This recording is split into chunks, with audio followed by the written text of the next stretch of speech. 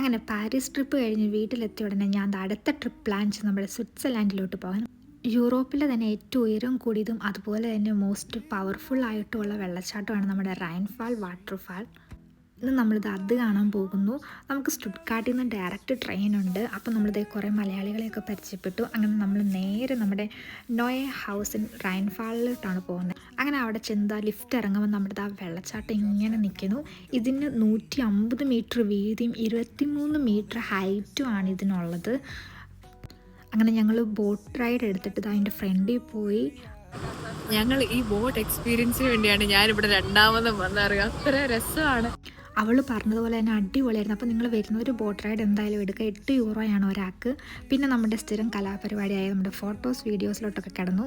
അങ്ങനെ അതൊക്കെ എടുത്ത് അത് ഫേമസ് ചോക്ലേറ്റും വാങ്ങി കഴിച്ച് നമ്മൾ അവിടെ നിന്ന് തിരിച്ചു പോകണം. അപ്പോൾ എന്തായാലും ജർമ്മനിയിലുള്ള കാണാൻ പറ്റുവാണെങ്കിൽ എന്തായാലും പോയി കാണുക.